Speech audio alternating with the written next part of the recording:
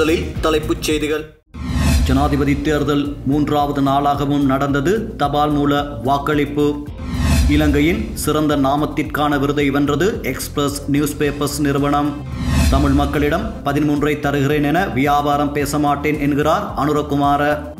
அனுர ஜனாதிபதியாக வேண்டும் என்பதே ரணிலின் எதிர்பார்ப்பு என சஜித் பிரேமதாச சாடல். நாட்டை மீட்டெடுத்த பயணத்தை கொண்டு செல்ல இன்னும் 2-3 வருடங்கள் தேவை என ஜனாதிபதி தெரிவிப்பு. கமலா ஹாரிஸின் சிரிப்பு தனித்துவமாக உள்ளது என ரஷ்ய ஜனாதிபதி புட்டின் புகழாரம். பிரைம் குரூப் அறிமுகப்படுத்தும் இலங்கையின் முதலாவது நவீன வீட்டு அபார்ட்மெண்ட் நகரம் கிரிபத்குடையில். அழையுங்கள் 0702 041 041. வணக்கம். தமிழ் பேசும் மக்களின் உரிமை குரலான வீரகேசரியின் இரவு நேர பிரதான செய்திகள். வாசிப்பது மாணிக்கம் நேசமணி. செய்தியாசிரியர் எஸ். லோகேஸ்வரன். 2024 ஆண்டுக்கான ஜனாதிபதி தேர்தலுக்கான தபால் மூல வாக்களிப்பு 3வது நாளாக இன்று இடம்பெற்றது. எதிர்வரும் 21ஆம் தேதி நடைபெறவுள்ள ஜனாதிபதி தேர்தலை முன்னிட்டு நேற்று முன்தினம் முதல் தபால் மூல வாக்களிப்பு உத்தியோகபூர்வமாக இடம்பெற்றது. மாவட்ட செயலக அலுவலகங்கள், தேர்தல் ஆணைய அலுவலகங்கள், சிரேஷ்ட போலீஸ் மா அதிபர் மற்றும் மூத்த போலீஸ் மா அதிபர் அலுவலகங்கள், போலீஸ் கண்காணிப்பாளர் மற்றும் உதவி போலீஸ் கண்காணிப்பாளர் அலுவலகங்கள், போலீஸ் நிலையங்கள், சிறப்பு அதிரடிப்படை முகாம்கள், சிறப்பு போலீஸ் பிரிவுகள் மற்றும் விஐபி பாதுகாப்பு பிரிவினர் ஆகியவற்றில் பணிபுரியும் ஊழியர்கள் தபால் மூலம் வாக்களிக்க முடியும் என்று தேர்தல் ஆணைக்குழு அறிவித்துள்ளது. இதன்படி நேற்று முன்தினம் முதல் முப்படைகளின் அதிகாரிகள் மற்றும் ஏனைய அனைத்து அரசு நிறுவனங்களின் ஊழியர்களும் வாக்களித்தனர். இந்நிலையில் நேற்று வாக்களிக்க முடியாத போலீஸ் உத்தியோகத்தர்கள் இன்று வாக்களித்தனர். இதேவேளை இந்த 3 நாட்களுக்குள் தபால் மூலம் வாக்களிக்க முடியாத வாக்காளர்கள் எதிர்வரும் 11 அல்லது 12ஆம் திகதிகளில் மாவட்ட செயலகத்தில் வாக்களிக்க அனுமதிக்கப்படுவர் என தேர்தல்கள் ஆணையாளர் நாயகம் சமன் ஸ்ரீ ரத்நாயக்க தெரிவித்துள்ளார். இதேவேளை ஜனாதிபதி தேர்தலின் போது சமூக ஊடகங்களின் ஊடாக பொய் பிரச்சாரங்கள் மற்றும் வெறுப்பூட்டக்கூடிய பிரச்சாரங்கள் அதிகரித்துள்ளதாக சுதந்திரமானதும் நீதியானதுமான மக்கள் அமைப்பான கஃபே அமைப்பு தெரிவித்துள்ளது. அத்துடன் 2019 ஜனாதிபதி தேர்தலுடன் ஒப்பிடுகையில் இது குறிப்பிடத்தக்க அதிகரிப்பை காட்டுகிறது என கஃபே அமைப்பின் நிறைவேற்று பணிப்பாளரான மனாஸ் மக்கின் தெரிவித்துள்ளார். தேர்தலுக்கு முன்னரான காலப்பகுதிகளில் சமூக ஊடகங்கள் தொடர்பில் கஃபே அமைப்பின் கண்காணிப்பாளர்கள் மேற்கொண்ட கண்காணிப்புகளின்படி 5 வேட்பாளர்களை இலக்கு வைத்து வெறுப்பூட்டக்கூடிய பிரச்சாரங்கள், பொய்யான செய்திகள் மற்றும் தவறான தகவல்கள் பகிரப்படுகின்றமை தெரியவந்துள்ளது. இது சுதந்திரமானதும் நீதியானதுமான தேர்தலுக்கு தடையாக இருப்பதாகவும் குறிப்பிடப்பட்டுள்ளது. இலங்கையின் சிறந்த வர்த்தக நாமத்திற்கான விருதை வென்றது express news papers Ceylon private limited நிறுவனம். இலங்கை வர்த்தக நாம தலைமைத்துவ விருது விழாவில் இலங்கையின் சிறந்த வர்த்தக நாமத்திற்கான விருதை express news paper private limited நிறுவனம் பெற்றுக்கொண்டது. இந்த விருது வழங்கும் நிகழ்வு கொழும்பில் உள்ள தாஜ் சமுத்ரா ஹோட்டலில் நேற்று இடம்பெற்றது. மேலும் உலக சந்தைப்படுத்தல் காங்கிரஸ், CMO குளோபல் மற்றும் உலக சந்தைப்படுத்தல் நிறுவனங்களின் கூட்டமைப்பு ஆகியவற்றின் அங்கீகாரத்துடன் வழங்கப்பட்ட இந்த உயரிய விருதினை நிறுவனத்தின் பிரதம நிறைவேற்று அதிகாரி எம். செந்தில்நாதன் பெற்றுக்கொண்டார். இதேவேளை நிறுவனத்தின் மிக சிறந்த வணிக குறியீடு மற்றும் சந்தைப்படுத்தலை அடையாளம் கண்டு அவற்றை ஊக்குவிப்பதே இவ்விருது வழங்கலின் நோக்கம் என்பது குறிப்பிடத்தக்கது. ஜனாதிபதி தேர்தல் களம் 2024. උතුරත් එක්ක කරන්න ගනුදෙනුවක් ඕගොල්ලෝ ඡන්දෙ දෙන්න 13 දෙන්නම්.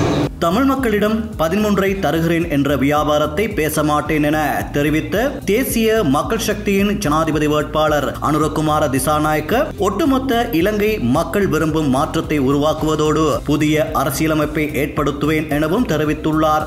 யாழ் வீரசிங்கம் மண்டபத்தில் நேற்று இடம்பெற்ற பிரசார கூட்டத்தில் உரையாற்றும் போதே அவர் இதனை தெரிவித்தார்.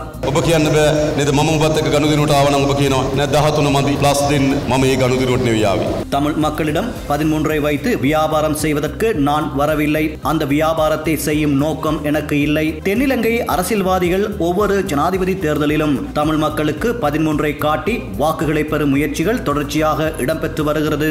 நான் தமிழ் மக்களிடம் 13 தருகிறேன் என வியாபாரம் பேச மாட்டேன். ஒட்டுமொத்த இலங்கை மக்கள் விரும்பும் மாற்றத்தை உருவாக்குவதோடு புதிய அரசியலமைப்பை ஏற்படுத்துவேன். நாட்டில் நீண்ட காலமாக புரையோடியுள்ள லஞ்சம் ஊழல்வாதிகளை அப்புறப்படுத்தி புதிய இலங்கையை உருவாக்குவதே எனது இலக்கு. அதற்காகவே மக்கள் எங்களோடு அணிதிரண்டுள்ளனர். நாங்கள் நாட்டை கொள்ளையடிக்கவில்லை, நாட்டு மக்களை கடனாளிகளாக்கவில்லை என அவர் தெரிவித்தார்.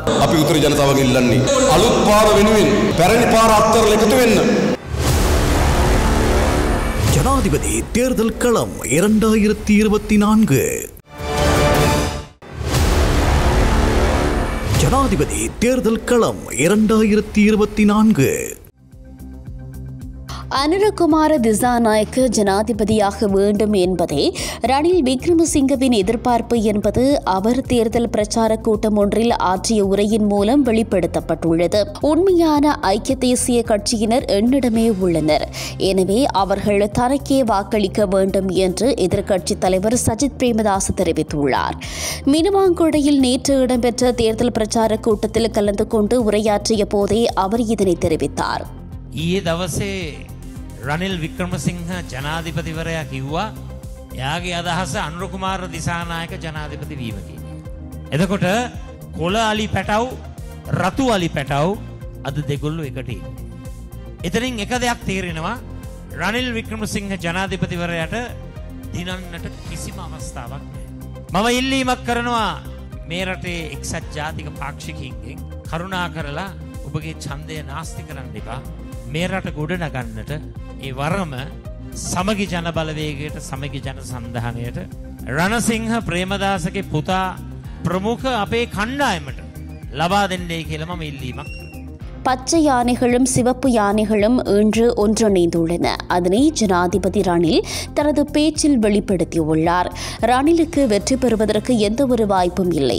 எனவே உங்களது வாக்குகளை வீணடிக்காமல் நாட்டை கட்டியெழுப்புவதற்கான ஆணையை ரணசிங்க பிரேமதாசவின் புதல்வனான என் தலைமையிலான குழுவுக்கு வழங்குமாறு கேட்டுக்கொள்கிறேன். அனுரவுக்கு வாக்களிக்க இருப்போர் அவருக்கு வழங்கப்படும் ஒவ்வொரு வாக்குகளும் கள்வர்களை பாதுகாக்கும் குழுவுக்கான வாக்குகள் என்பதை நினைவில் கொள்ளுங்கள். ஊடகங்களிலும் அவ்வாறுதான் அவர்களுக்கு இடமளிக்கப்படுகிறது. நாம் வெற்றி பெற்று விடுவோம் என்று அவர்கள் அஞ்சுகின்றனர். எனவேதான் இன்று ரணில் அனுர ஒப்பந்தம் மிக தெளிவாக நடைமுறைப்படுத்தப்படுகிறது என அவர் தெரிவித்தார். இதேவேளை நேற்றைய தினம் ஆளுநர் பதவியை ராஜினாமா செய்த ஊவா மாகாண முன்னாள் ஆளுநர் AJM முசாமில் மினுவாங்குடையில் இடம்பெற்ற சஜித் பிரேமதாசவின் தேர்தல் பிரச்சார கூட்டத்தில் மேடையேறி அவருக்கு தனது ஆதரவை வெளிப்படுத்தியிருந்தார். இதேவேளை முன்னாள் அமைச்சரவை அமைச்சர் நந்திமித்ர ஏகநாயக்க ஐக்கிய மக்கள் கூட்டணியுடன் இதன்போது இணைந்து கொண்டார்.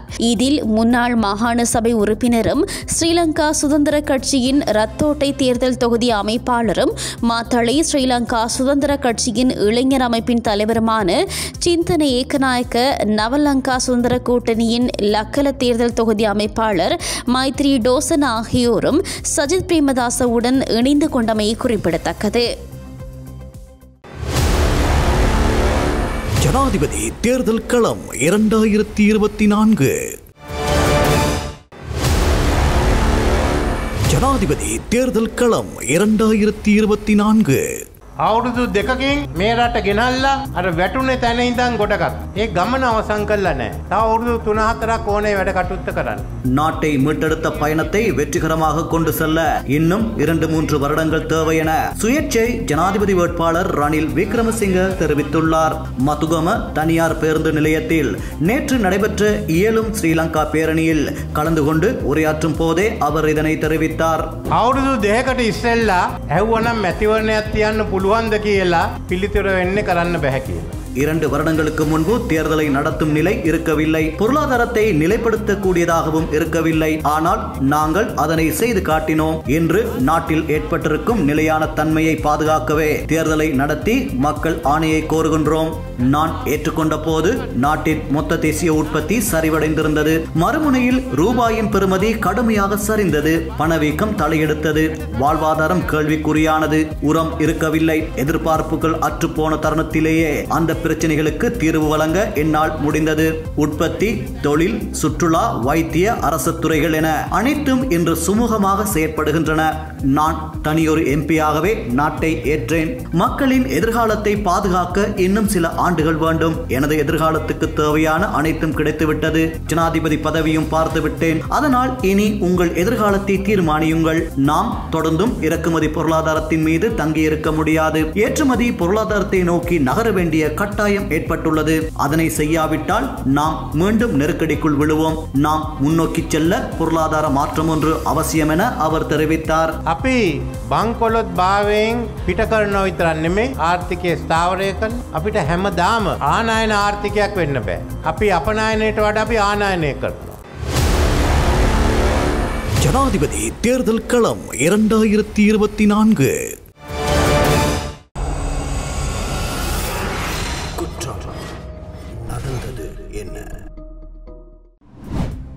அகுரச ஹெனிகம பகுதியில் 5000 ரூபாய் பெறுமதியான 62 போலி நாணயத்தாள்களுடன் பெண் ஒருவர் கைது செய்யப்பட்டுள்ளார்.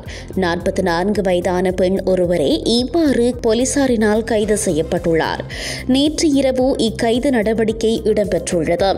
தெமட்டகொட போலீசார் மேற்கொண்ட விசேட தேடுதலின் போது குறித்த பெண் கைது செய்யப்பட்டதுடன் போலி நாணயத்தாள்களும் மீட்கப்பட்டுள்ளன. சம்பவம் தொடர்பில் விரிவான விசாரணைகள் ஆரம்பிக்கப்பட்டுள்ளதாக அதிகாரிகள் தெரிவிக்கின்றனர். சீதுவ போலீஸ் பிரிவிற்கு உட்பட்ட விடுதி ஒன்றில் பெண் ஒருவர் கூறிய ஆயுதத்தால் தாக்கப்பட்டு கொல்லப்பட்டுள்ள நிலையில் சந்தேக நபரை கைது செய்வதற்கான நடவடிக்கையை சீதுவ போலீசார் மேற்கொண்டுள்ளனர். போலீஸ் அவசர அழைப்பு பிரிவுக்கு நேற்று முன்தினம் மாலை கிடைத்த செய்திக்கு அமைய விசாரணைகள் ஆரம்பிக்கப்பட்டுள்ளன. பலதுருவெல்ல சேரன்கடவை சேர்ந்த 43 வயதுடைய பெண்ணே இவ்வாறு படுகொலை செய்யப்பட்டுள்ளார். கொலை செய்யப்பட்ட பெண் அந்த தங்கும் விடுதியில் ஆண் ஒருவருடன் வசித்து வந்ததுடன் கட்டுநாயக்க ஏற்றுமதி ஊக்குவிப்பு வலயத்தில் பணிபுரிந்து வந்துள்ளார். பெண்ணின் கொலைக்கு பிறகு அந்த நபர் தலைமறைவாகி விட்டதாக போலீசார் தெரிவித்துள்ளனர். இந்நிலையில் சந்தேக நபரை கைது செய்வதற்கான மேலதிக விசாரணைகளை சீதுவ போலீசார் மேற்கொண்டு வருகின்றனர்.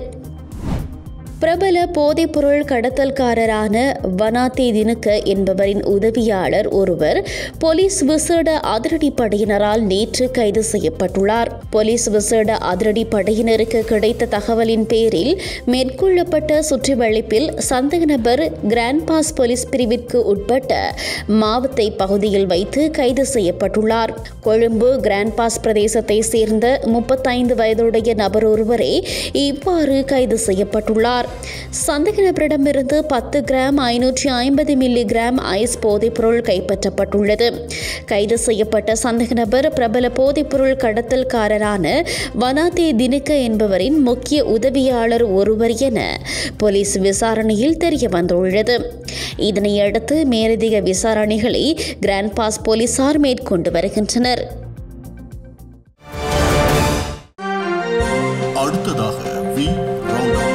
முல்லைத்தீவு மாங்குளம் துணுக்காய் பகுதியில் கண்ணிவெடி அகற்றும் பணியில் ஈடுபட்டிருந்த 4 பணியாளர்கள் காயமடைந்துள்ளனர். நிலக்கண்ணிவெடிகளை அகற்ற முற்பட்ட போது ஏற்பட்ட வெடிப்பில் நேற்றைய தினம் குறித்த 4 காயமடைந்துள்ளனர். காயமடைந்த 4 பேரும் பெண் பணியாளர்கள் என தெரிவிக்கப்பட்டுள்ளது. காயமடைந்த 4 3 மாங்குளம் ஆதார வைத்தியசாலைக்கு கொண்டு செல்லப்பட்டதன் பின்னர் மேலதிக சிகிச்சைகளுக்காக கிளிநொச்சி மாவட்ட வைத்தியசாலைக்கு மாற்றப்பட்டுள்ளனர். பிபிலை அம்பாறை வீதியின் நாகல பகுதியில் நேற்றிரவு இடம்பெற்ற பேருந்து விபத்தில் 49 பேர் காயமடைந்துள்ளனர். ஆடை தொழிற்சாலை பணியாளர்களை ஏற்றிச் சென்ற பேருந்து ஒன்றும் இலங்கை போக்குவரத்து சபைக்கு சொந்தமான பேருந்து ஒன்றும் மோதிக்கொண்டதிலேயே இந்த விபத்து நேர்ந்துள்ளதாக போலீசார் தெரிவிக்கின்றனர். விபத்தில் காயமடைந்தவர்கள் பிபிலை வைத்தியசாலையில் சிகிச்சை பெற்று வருகின்றனர். கொழும்பு துறைமுக நகரத்தில் நிர்மாணிக்கப்பட்ட த மால் வரியில்லா வர்த்தக தொகுதியை ஜனாதிபதி ரணில் விக்ரமசிங்க நேற்று பிற்பகல் திறந்து வைத்தார். இந்த வர்த்தக தொகுதி நிர்மாணிக்கப்பட்டிருக்கும் வரியில்லா வர்த்தக தொகுதி விற்பனை நிலையங்கள், உணவகங்கள் ஆகியவற்றை உள்ளடக்கியுள்ளது. අද මේ පෝත් සිටි ඩියුටි ෆ්‍රී මධ්‍යස්ථානය ආරම්භ කිරීම වැදගත් කාරණයක්. එක අතකින් අපේ සංචාරක ව්‍යාපාරය දැන් ගෝලීය මට්ටමට එනවා. මේ ස්ථානයේ තියෙන මධ්‍යස්ථානය නිසා සංචාරකයෝ මෙතෙන්ට පැමිණෙනවා. බඩු භාණ්ඩ ගන්න පුළුවන් සාප්පු සියල්ලම තියෙන එක මධ්‍යස්ථානයේ තමයි වරාය නගරේ මේ වැඩ කටයුතු අපි ආරම්භ කරලා තියෙනවා. மியன்மாரில் உள்ள இணைய குற்ற முகாமிலிருந்து மீட்கப்பட்ட 20 இலங்கையர்கள் இன்று காலை நாட்டை வந்தடைந்துள்ளனர். மியன்மாரில் மியாவாடி பகுதியில் உள்ள இணைய குற்ற முகாம்களில் பணைய கைதிகளாக இருந்த மேலும் 20 இலங்கை பிரஜைகள் மீட்கப்பட்டதாக இலங்கை வெளியுறவு அமைச்சு கடந்த ஆகஸ்ட் மாதம் 15ஆம் தேதியன்று உறுதிப்படுத்தியது. இதன்போது மீட்கப்பட்ட இலங்கையர்கள் தாய்லாந்துக்கு பாதுகாப்பாக அழைத்து வரப்பட்டு தாய்லாந்தின் குடிவரவு மற்றும் குடியகல்வு திணைக்களத்தின் பாதுகாப்பில் இருப்பதாக வெளிவிவகார அமைச்சு தெரிவித்துள்ளது. மியாவாடியில் உள்ள சைபர் கிரைம் முகாம்களில் சிக்கியிருந்த 56 இலங்கையர்களில் 8 பேர் மியன்மார் அரசாங்க அதிகாரிகளால் மார்ச் மாதத்தில் மீட்கப்பட்டு ஏப்ரல் மாதம் 18ஆம் தேதியன்று நாட்டிற்கு அழைத்து வரப்பட்டனர். மியன்மாரில் உள்ள இணைய குற்ற முகாம்களில் இன்னும் 34 இலங்கையர்கள் தடுத்து வைக்கப்பட்டுள்ளதாக தெரிவிக்கப்படுகிறது. இதனிடையே தற்போது மியன்மாரின் மியாவாடி பகுதியில் சிக்கியுள்ள ஏனைய 34 இலங்கையர்களை அரசாங்கத்தின் ஆதரவுடன் மீட்பதற்கு யாங்கூன் மற்றும் பாங்காக்கில் உள்ள இலங்கை தூதரகங்கள் மூலமாகவும் அவர்கள் பணியாற்றி வருவதாக வெளியுறவு அமைச்சு தெரிவித்துள்ளது. உலகின் மிகப்பெரிய கப்பலான எவர் ஆம் கொழும்பு துறைமுகத்தின் கிழக்கு முனையத்திற்கு நேற்று மாலை வருகை தந்துள்ளதாக இலங்கை துறைமுக அதிகார சபை தெரிவித்துள்ளது. எவர் ஆம் 400 மீட்டர் நீளம் மற்றும் 60 மீட்டர் பீம், கணிசமான கோடை வரை 17.027 மீட்டர் மற்றும் அதன் செயற்பாட்டு திறன் மற்றும் சரக்கு திறனை மேம்பட்ட உந்துவிசை அமைப்பு ஆகியவற்றை கொண்டுள்ளது. 400 மீட்டர் நீளம் கொண்ட எவர் ஆம் சுமார் 24,000 20 அடி கொள்கலன்களை சுமக்கக்கூடிய இக்கப்பலை ஆசியாவின் ஒரு சில துறைமுகங்களால் மட்டுமே கையாள முடியும். அந்த வரிசையில் கொழும்பு துறைமுகமும் ஒன்றாகும்.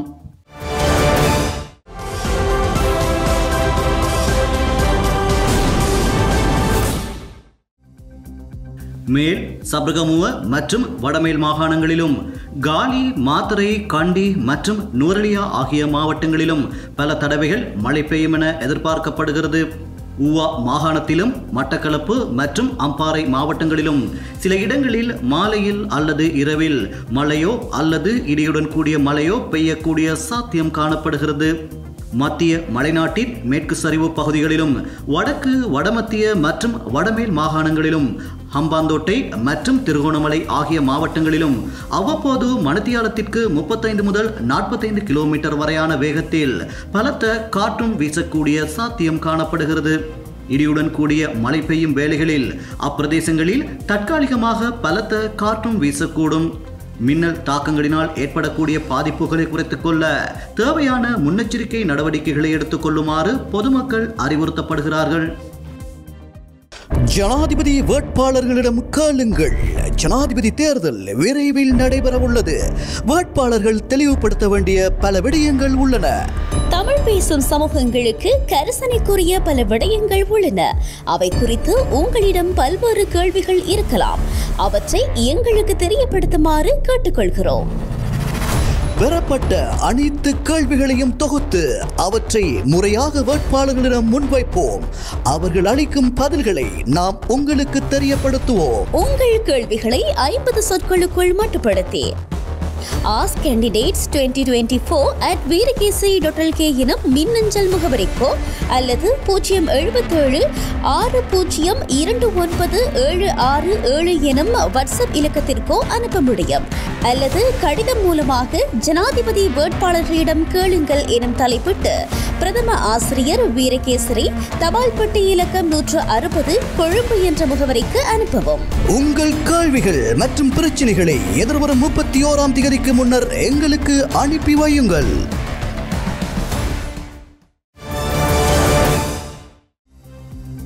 அமெரிக்க ஜனாதிபதி தேர்தலில் துணை ஜனாதிபதி கமலா ஹாரிஸுக்கு ஆதரவு வழங்குவதாக ரஷ்ய ஜனாதிபதி விளாடிமிர் புட்டின் அறிவித்துள்ளார். விளாடிவோஸ்டாக்கில் உள்ள கிழக்கு பொருளாதார மன்றத்தில் கருத்துரைக்கும் போதே அவர் இதனை தெரிவித்தார்.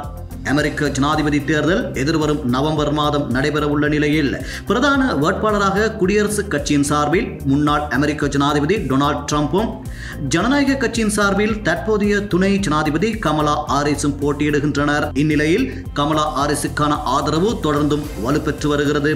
புட்டின் கமலா ஹாரிஸுக்கு ஆதரவு வழங்குவதற்கு ஜோ பைடனே காரணம் என தெரிவித்துள்ளார். இது தொடர்பில் கருத்து தெரிவித்த புட்டின், அமெரிக்க ஜனாதிபதி தேர்தலில் ஜோ பைடன் தான் எங்களது விருப்பமான வேட்பாளராக இருந்தார். ஆனால் ஜோ பைடன் போட்டியிலிருந்து விலகி கமலா ஹாரிஸை ஆதரித்தார். ஆகவே நாங்களும் கமலா ஹாரிஸை ஆதரிக்கின்றோம். கமலா ஹாரிஸின் சிரிப்பு தனித்துவமாக உள்ளது. அந்த சிரிப்பே அனைத்தும் கட்டுப்பாட்டில் உள்ளது என்ற உணர்வை தருகிறது. முன்பு ஜனாதிபதியாக இருந்த ட்ரம்ப் ரஷ்யாவிற்கு எதிராக பல கட்டுப்பாடுகளையும் தடைகளையும் விதித்திருந்தார். கமலா ஹாரிஸ் அவ்வாறான செயற்பாடுகளில் ஈடுபட மாட்டார் என நம்புகின்றேன். எவ்வாறாயினும் இறுதியில் யார் வெற்றி பெறப் போகின்றார்கள் என்பதை அமெரிக்க மக்கள்தான் முடிவு செய்வார்கள் என தெரிவித்துள்ளார். 2 தசாப்தங்களாக இன நல்லிணக்க பிரச்சனைகள் இடம்பெற்று வரும் நிலையில் நியூசிலாந்தின் புதிய மவோரி ராணி நேற்றைய தினம் மகுடம் சூட்டியுள்ளார். அந்த வகையில் 27 வயதான மவோரி ராணியின் தெரிவு அந்நாட்டு பழங்குடி சமூகத்தின் மாற்றத்தின் அடையாளமாக வரவேற்கப்பட்டது. நியூசிலாந்தின் நார்த் தீவில் நடந்த குறித்த பட்டாபிஷேக நிகழ்வில் ஆயிரக்கணக்கானோர் கலந்து கொண்டுள்ளனர். இவர் கடந்த வாரம் உயிரிழந்த மன்னர் துகைதியாவின் ஒரே மகள் ஆவார் என்பது குறிப்பிடத்தக்கது. ஆசிய பசிபிக் நாடுகளுக்கு போப் பிரான்சிஸ் 12 நாள் சுற்றுப்பயணம் மேற்கொண்டுள்ளார். அதன்படி தனது சுற்றுப்பயணத்தின் 3வது நாளில் இந்தோனேஷியா சென்றடைந்த அவர் தலைநகர் ஜகார்த்தாவில் உள்ள தென்கிழக்கு ஆசியாவின் மிகப்பெரிய மசூதியான இஸ்திக்லால் மசூதிக்கு சென்றார். அங்கு மசூதியின் இமாமான நஸ்ருதீன் உமர் போப் பிரான்சிஸை வரவேற்றார். அங்கு இந்தோனேஷிய அரசால் அங்கீகரிக்கப்பட்ட 6 மதங்களான இஸ்லாம், இந்து, பௌத்தம், கத்தோலிக்க, புரோட்டஸ்ட் மற்றும் கன்பூசிய மதங்களின் தலைவர்களும் பங்கேற்றிருந்தனர். போப் பிரான்சிஸை வரவேற்று பேசிய நஸ்ருதீன் தனது உரையில் புவி வெப்பமயமாதல் மற்றும் பருவநிலை மாறுபாடு உள்ளிட்ட பிரச்சனைகளை மேற்கோள் காட்டினார். இதன் பிறகு பேசிய போப் பிரான்சிஸ், நாம் அனைவரும் சகோதரர்கள், யாத்ரீகர்கள், அனைவரும் கடவுளை நோக்கி செல்லும் வழியில் வேற்றுமைகள் இருந்தாலும் ஒற்றுமையுடன் முன்னேற வேண்டும். போர்கள் போன்ற மனித குலத்தின் எதிர்காலத்தை அச்சுறுத்தும் கடுமையான நெருக்கடிகளையும் எதிர்கொள்ளும் பொறுப்பை நாம் ஏற்க வேண்டும் என்றார். இதன் பின்னர் பார்வையற்ற சிறுமி ஒருவர் குரானில் இருந்து சில வசனங்களையும் பைபிளில் இருந்து சில வசனங்களையும் படித்து காட்டியதை போப் பிரான்சிஸ் மற்றும் நஸ்ருதீன் ஆகியோர் செவிமடுத்தனர். ஆப்பிரிக்க கண்டத்திற்கு தொழில் வாய்ப்புகளை வழங்கி ஆதரவை அதிகரிக்க உள்ளதாக சீனா தெரிவித்துள்ளது. பெய்ஜிங்கில் நடைபெற்ற சீனா ஆப்பிரிக்க உச்சி மாநாட்டில் கலந்து கொண்டு கருத்துரைக்கும் போதே சீன ஜனாதிபதி ஷி ஜின்பிங் இந்த விடயத்தை தெரிவித்துள்ளார். அதன்படி ஆப்பிரிக்காவிற்கு 51 பில்லியன் அமெரிக்க டாலர் நிதி உதவியினையும் 1 மில்லியன் தொழில் வாய்ப்புகளையும் வழங்குவதற்கு சீனா முன்வந்துள்ளதாக சர்வதேச ஊடகங்கள் தெரிவிக்கின்றன. 包括33个非洲国家在内的所有同中国建交的。இன்றைய நாணய மாற்று விகிதம்